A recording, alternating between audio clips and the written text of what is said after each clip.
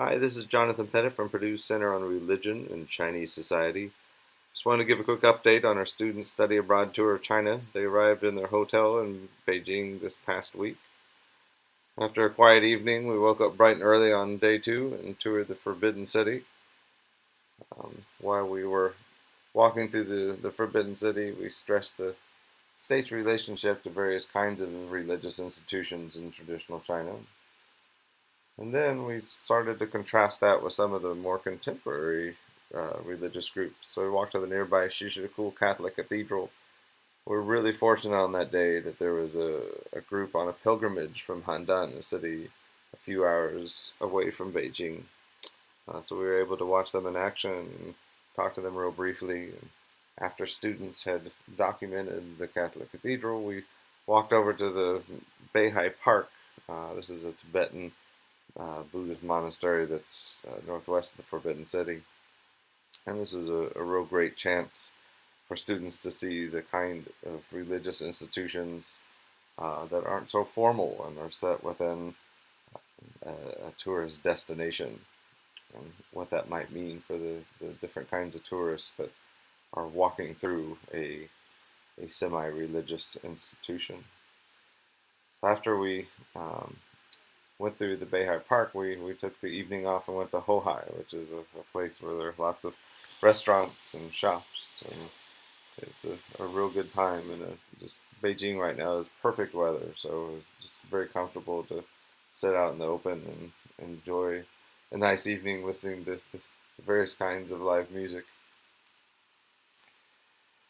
And after a night's rest, we took off for the next morning to Minzu University, where we had a class with the students at the Minzu University, talked about religious geography, and after that, we went out and toured a couple other religious sites of Beijing. First, the Baoyuan Monastery on the southeast side of town, and we were able to see them prepare for their afternoon classes and chanting. From there, we traveled to the Baoyuan Temple, the Taoist temple, not too far away, and it was really great because all the early evening rituals were going on. We were able to watch the Taoist priests play their evening vespers, their evening music. And then on our last big day in Beijing, we spent most of the day at the Tanja Monastery on the far west side of town. So we had to rent a bus, and it's about an hour outside of Beijing, far up in the mountains. It's just really beautiful. And we went to a tea shop within the monastery and spent a couple hours having our more formal class.